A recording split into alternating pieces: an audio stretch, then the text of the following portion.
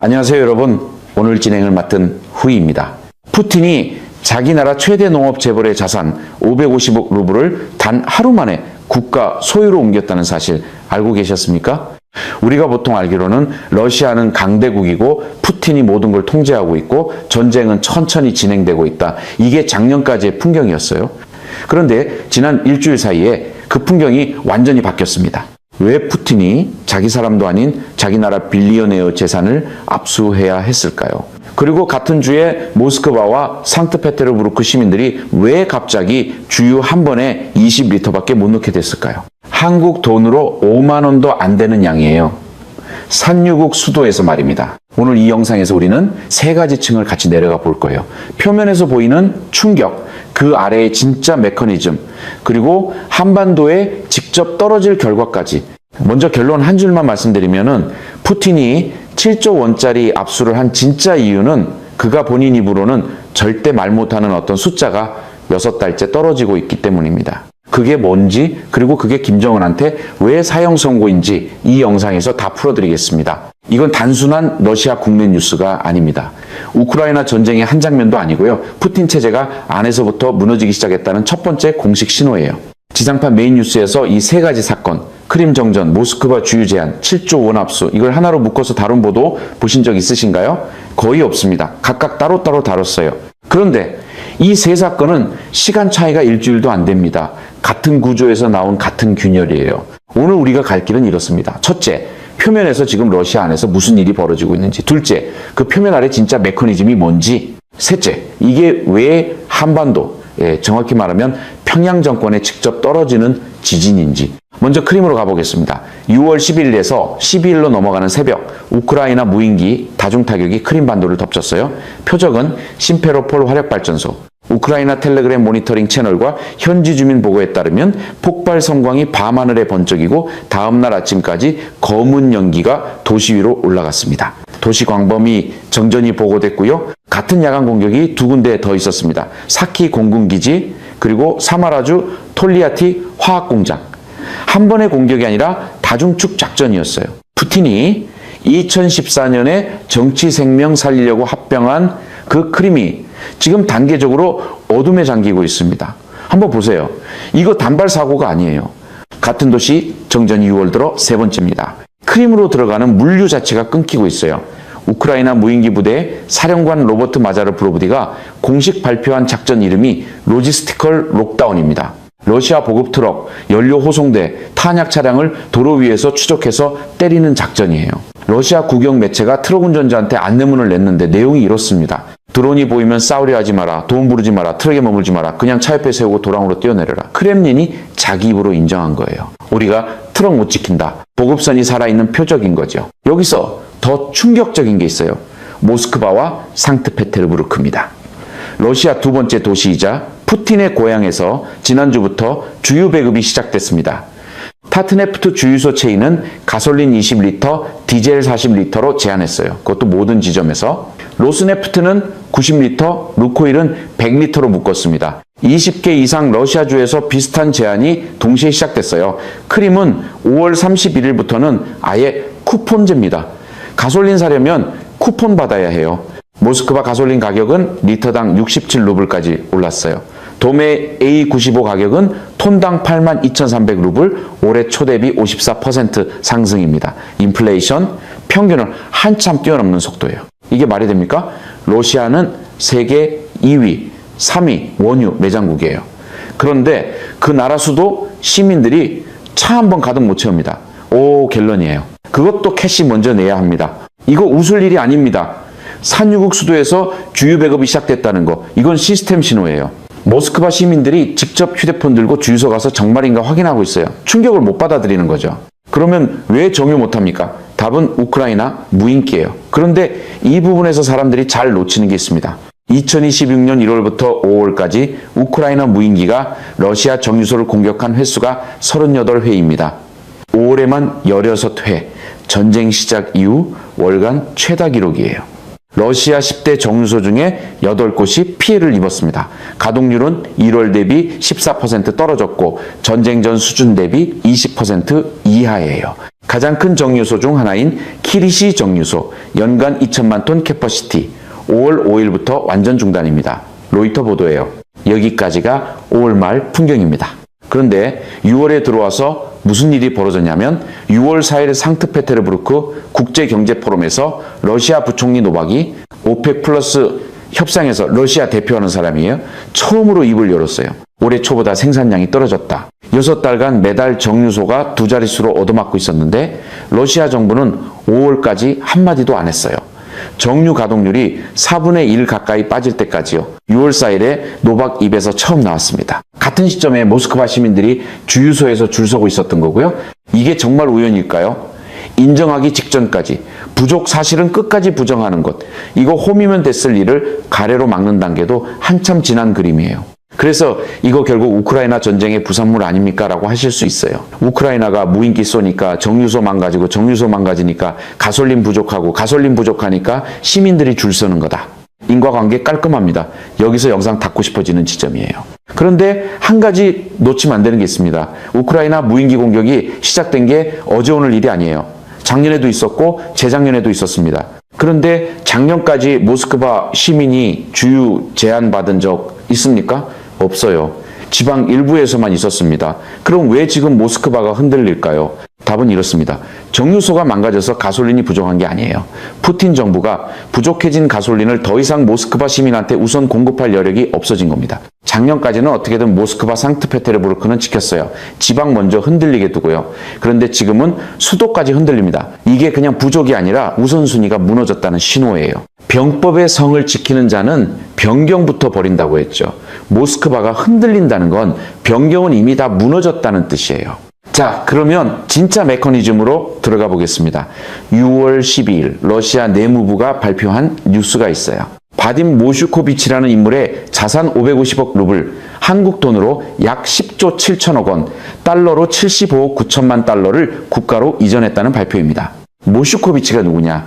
러시아 최대 농업기업 루사그로의 창업자예요. 포브스 러시아 빌리어네어 순위 51위. 작년 3월부터 구금된 상태였습니다. 그런데 여기서 타이밍을 한번 보세요. 이 앞수 이틀 전, 그러니까 6월 10일에 푸틴이 어떤 법에 서명했냐면 정권을 비판하는 자의 재산을 국가가 압수할 수 있게 하는 법입니다. 소셜미디어글 한 줄도 해당될 수 있어요. 그 법에 서명한 지 정확히 이틀 뒤에 빌리어네어 한 명이 7조 원짜리 사례로 사용된 겁니다. 참 신기하죠. 법은 비판자용이라고 했는데 사용은 빌리어네어용으로 됐어요. 같은 도구의 다른 용도가 동시에 가동되기 시작한 거죠. 여기서 중요한 숫자가 하나 더 있어요. 러시아가 침공 시작한 2022년 이후 누적 국유화 자산이 6.5조 루블, 약 897억 달러입니다.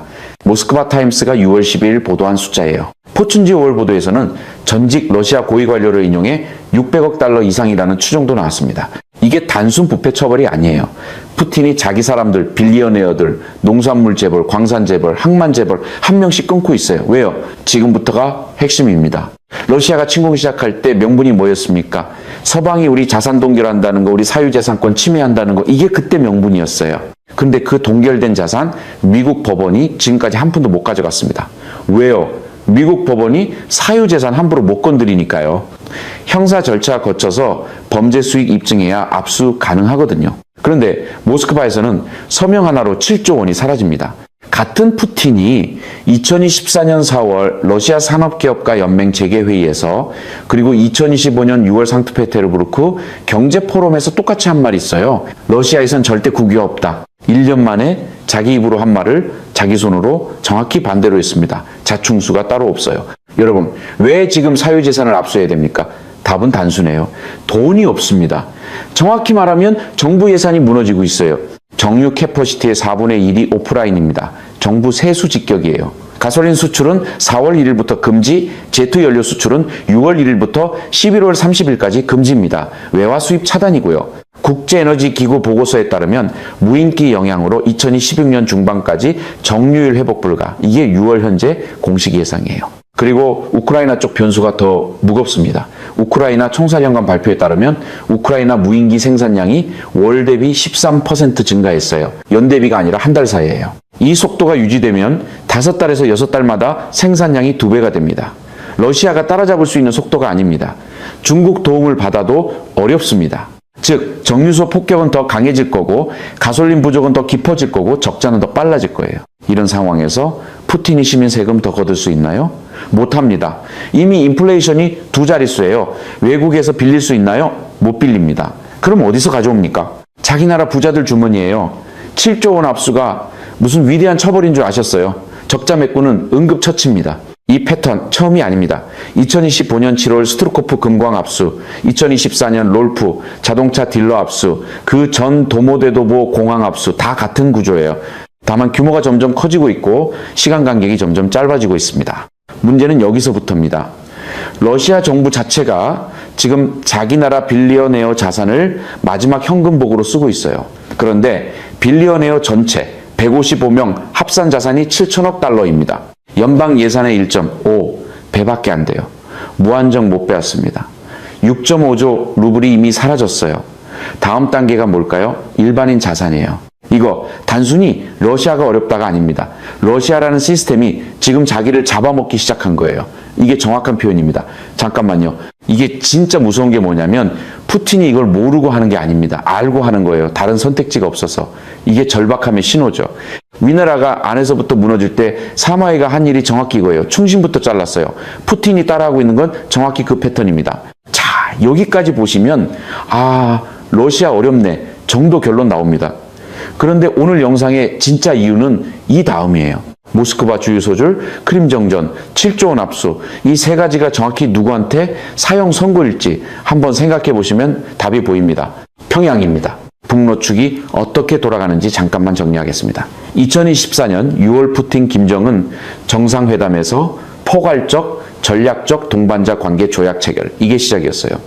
한국국방정보본부 그리고 국가정보원 자료에 따르면 그 이후 평양이 모스크바에 보낸 게 이렇습니다.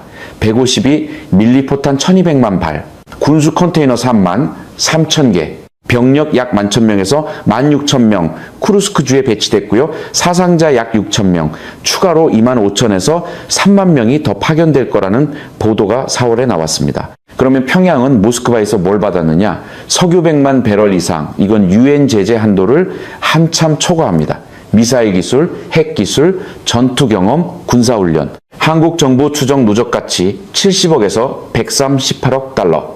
북한 연간 국내 총생산 규모예요. 한국은행 추산 북한 2024년 경제 성장률 3.7%. 8년 만에 최고치입니다.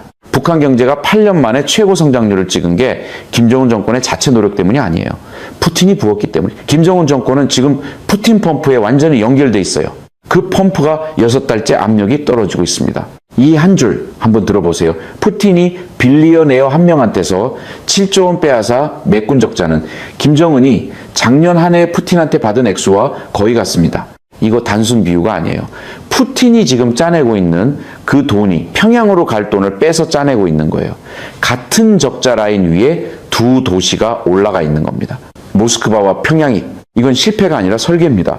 푸틴이 평양 우선순위를 자기 정권 생존 우선순위 아래로 내려놓기 시작했다는 신호예요. 조선 말기 청나라가 의화단 사태로 흔들릴 때 가장 먼저 휘청한 게 친청파였습니다. 김정은이 칠로 노선으로 다 걸어둔 지금 같은 그림이 그려지고 있어요. 자, 그러면 한반도로 카메라를 정확히 돌려보겠습니다. 6월 11일 현지 시각 벨기에 브뤼셀에서 제11차 한 유럽연합 정상회담이 열렸어요. 이재명 대통령과 안토니오 코스타 유럽연합 정상회의 상임의장 그리고 우르줄라 폰데어 라이엔 유럽연합 집행위원장이 공동성명을 채택했습니다. 공동성명 핵심 문구는 이렇습니다. 러시아의 우크라이나에 대한 침략 전쟁 지속을 가능케 하는 제3자의 지원, 특히 북한의 지원을 규탄한다는 내용이에요. 그리고 러시아, 북한 간 불법적인 군사협력을 강력히 규탄한다는 문구도 들어갔습니다. SBS 그리고 서울경제분석에 따르면 단계적 비핵화와 대화 노선을 강조해온 이 대통령 입장에서는 이례적으로 강한 톤이라는 평가가 나왔습니다. 그리고 다음날 6월 13일 대통령실 고위 관계자가 톤을 정리했어요. 기존의 국제사회에 밝혀온 입장을 정리한 것이라고요. 이걸 보수 매체들은 정부가 갈팡질팡 일관성 없다 이런 식으로 풀었습니다. 그런데 한번 보세요. 지금 푸틴 체제가 6달간 안에서 균열 신호를 보내고 있어요. 정유소 38회 폭격, 수도주유 제한, 7조 원 압수. 이 시점에서 한국 정부가 유럽연합과 정확히 같은 톤으로 북러협력 강력 규탄 신호를 낸 겁니다. 동시에 대통령실은 톤을 살짝 정리해서 외교 채널은 닫지 않았어요. 이건 갈팡질팡이 아니라 지진계 눈금을 보면서 발을 두는 위치를 옮기는 거예요. 같은 정상회담 결과를 조선, 중앙, 동아 계열 매체가 어떻게 다뤘는지 한번 보시면 대북 메시지의 강도와 톤 다운을 따로 떼서 마치 정부가 입장이 없는 것처럼 그렸어요. 그런데 12.3 비상계엄 직후 윤석열 정부가 북러 조약을 받고 한 일이 뭐였습니까? 우크라이나 살상무기 지원 검토하겠다고 했어요. 같은 신문들이 그때는 그 결정을 어떤 톤으로 다뤘죠? 비교 자체가 안 됩니다. 같은 매체가 강한 메시지엔 경솔, 신중한 메시지엔 갈팡질팡, 이 잣대 자체가 결론을 정해놓고 만든 잣대예요. 푸틴이 약해지면 한국에 두 가지 시나리오가 옵니다. 좋은 시나리오는 김정은이 외부 자원 끊기면서 결국 협상장에 다시 나오는 그림이에요. 나쁜 시나리오는 김정은이 외부 자원 끊기는 걸 본 직후 자체 도발로 협상력 만들어내려는 가능성이 있어요. 미사일 시험, 위성 발사, 국지 도발, 손자병법에 약해질 때가 가장 위험할 때라고 했죠. 막다른 길 짐승이 가장 사납습니다. 김정은이 지금 그 단계로 들어가고 있어요. 어느 쪽이든 한국 입장에선 지금 한미일 채널 살아있고 유럽연합 채널 막 강화됐고 대화 채널도 열어둔 상태가 가장 운신폭이 큽니다. 윤 정부 시절처럼 한쪽만 강화하다가 다른 쪽 완전히 닫으면 김정은이 도발 카드로 갈 때 우리한테 대응 옵션이 줄어요. 지금 정부가 만들고 있는 게 그 운신폭이에요. 영상 처음에 제가 던진 질문 기억나시죠? 푸틴이 왜 자기 나라 빌리어네어 7조 원 압수했느냐? 여기까지 같이 내려와 보시면은 그 질문이 처음 던졌던 그 질문이 사실 틀린 질문이었다는 게 보입니다. 정확한 질문은 이거예요. 푸틴이 7조 원밖에 못 짜는 게 왜 문제인가? 7조 원으로 6달 적자가 메꿔지는 게 아니거든요. 다음 달, 그 다음 달 또 압수해야 됩니다. 누구를? 술레이만 케리모프 자산 112억 달러로 추정되는 빌리어네어가 다음 후보로 거론되고 있어요. 푸틴이 손 안 댄 빌리어네어가 아직 몇 명 남아있긴 한데 빠르게 줄고 있습니다. 여러분이 막연히 러시아 뭔가 이상하다고 느꼈던 그 감각, 그게 정확했습니다. 다만 표면 보도에서는 그걸 묶어주지 않았을 뿐이에요. 지상파 뉴스 따로따로 봐서는 절대 안 보이는 그림이 한 줄로 그어보면 보입니다. 정유소 폭격, 가솔린 부족, 수도 배급, 정부 적자, 빌리어네어 압수, 평양 보조 감소, 김정은 운신폭 축소. 이 사슬 누구도 부인 못합니다. 이거 그냥 봐서는 안 보여요. 한 칸씩 다른 보도로 흩어져 있어서요. 앞으로 한 달 우리가 추적해야 할 지표 3개입니다. 첫째, 모스크바 가솔린 가격이 리터당 70루블을 넘는지. 둘째, 다음 빌리어네어 압수가 누구일지. 셋째, 평양에서 새 미사일 시험이 나오는지. 이 3개가 동시에 움직이면 한반도 시나리오의 속도가 빨라집니다. 마지막으로 이 영상 닫기 전에 하나만 더 생각해 보세요. 푸틴이 6.5조 루블, 하나로 약 130조 원을 이미 빌리어네어들한테서 거뒀어요. 그 돈이 어디로 갔습니까? 누구한테 분배됐을까요? 그 분배 라인을 따라가면 푸틴 다음 체제의 윤곽이 보입니다. 그 라인을 다음 영상에서 한 명씩 풀어보겠습니다. 러시아 역사에서 한 가지 패턴이 있어요. 차르 시대든 소비에트 시대든 푸틴 시대든 체제가 안에서 부자들을 잡아먹기 시작하면 그 다음 단계가 늘 같았습니다. 외부 도발이에요. 안의 압력을 밖으로 돌려야 하니까요. 그게 우크라이나에서 추가 동원이 될지, 발틱 도발이 될지, 아니면 동북아, 평양을 통한 우회 도발이 될지 그 시계가 지금 빨라지고 있습니다. 오늘 분석이 도움이 되셨다면 구독, 좋아요, 알림 한번 부탁드립니다. 이 채널은 지상파에서 묶어주지 않는 그림을 묶어드리는 채널이에요. 댓글에 다음 영상에서 가장 보고 싶은 시나리오 한 문장으로 적어주시면 다음 분석에 반영하겠습니다. 감사합니다.